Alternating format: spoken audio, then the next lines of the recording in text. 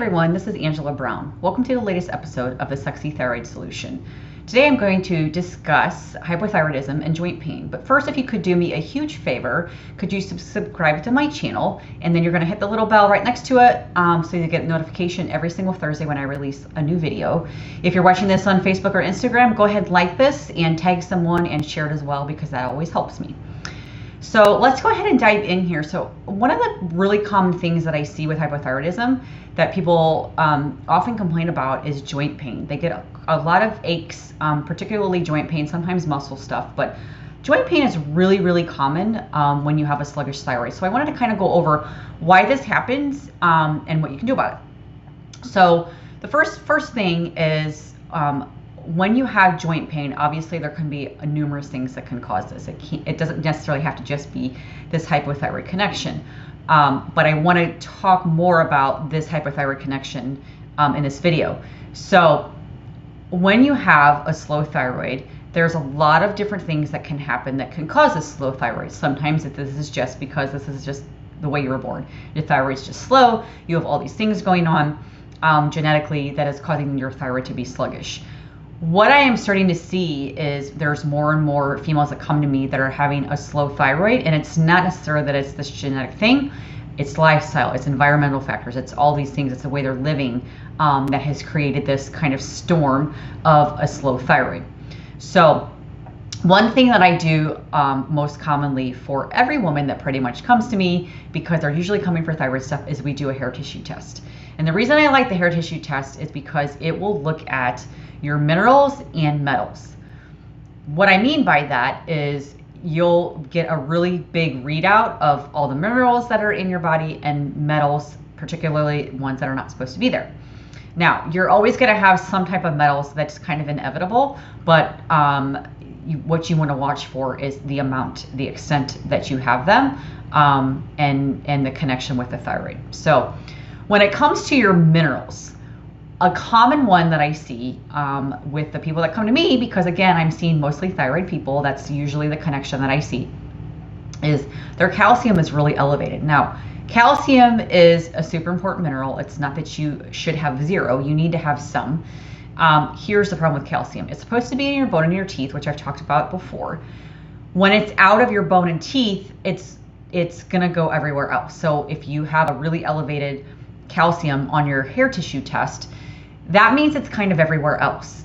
Calcium is exactly how it sounds, calcifies.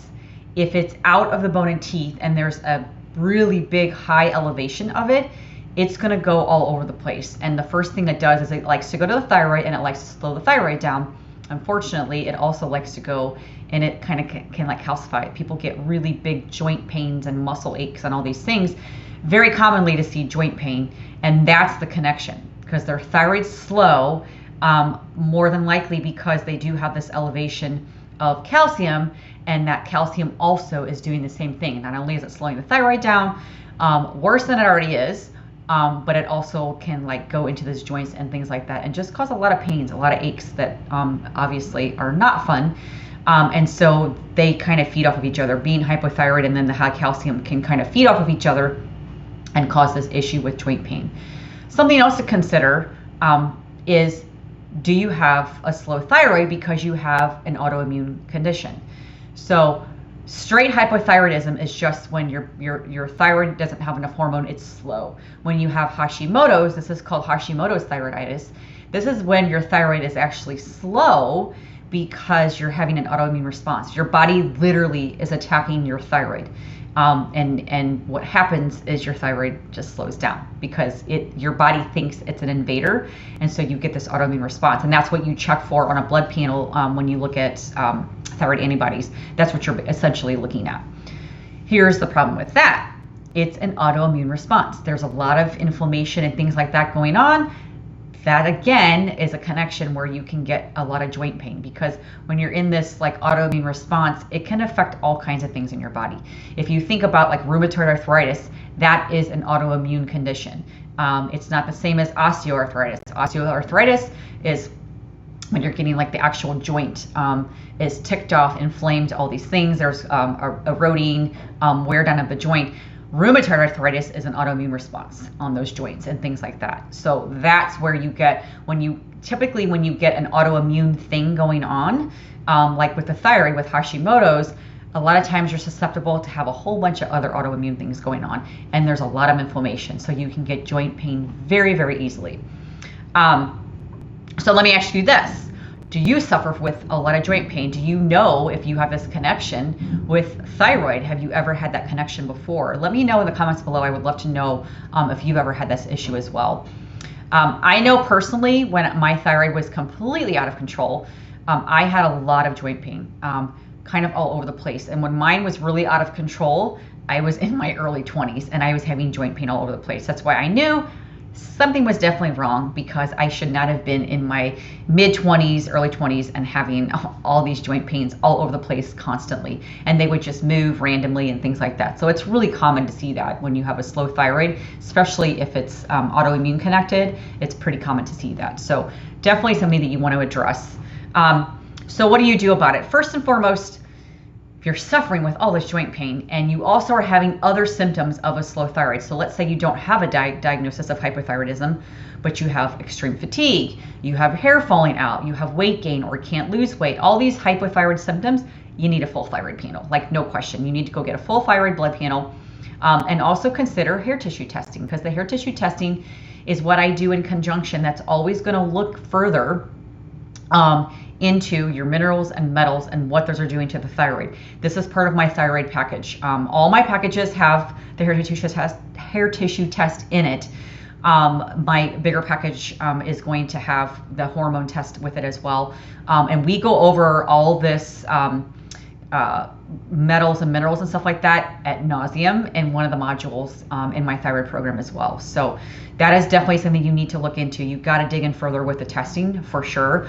And then something else to consider is, what are you eating? If you're eating really crappy food, that creates inflammation. Really bad foods will create inflammation in the body. The more you have joint pain, there's going to be inflammation. So you want to like quell the fire. You need to get rid of that. So eating super healthy foods can help with that as well. Gluten is a big one. If there is a lot of joint pain and there is a thyroid connection, especially with Hashimoto's, gluten is your enemy. It is going to make everything worse. So really consider cutting gluten out. Really consider eating super healthy. Even dairy can be pretty inflammatory for some people, and that can create joint pain as well. And then how's your sleep? Because when you aren't getting very good sleep, and you're staying up till wee hours in the morning, you're on your phone too much, you're getting up way too early, and you have the sleep cycle that's just way off, that can create kind of a storm of inflammation as well, because your body's not getting enough rest. And when it's not getting enough rest, it creates havoc all throughout the body. So that is something else to consider. So hope these tips help you. Let me know if you have any questions. Again, subscribe to my channel. That would help me so much. And then hit the little bell so you get notified every time I release a video, probably on Thursdays right now. And then again, if you're watching this on Facebook or Instagram, do me a huge favor and like this, share this, tag someone that could really, really benefit from this as well. And again, if there's anything that you need, absolutely reach out. Let me know. I do have my free guide is still available for causes of hypothyroidism. Like a lot of things in the guide go over like what else you can do that could be creating havoc on your thyroid that you might not be thinking about. So hope you guys have an amazing day, and thanks for watching. Bye.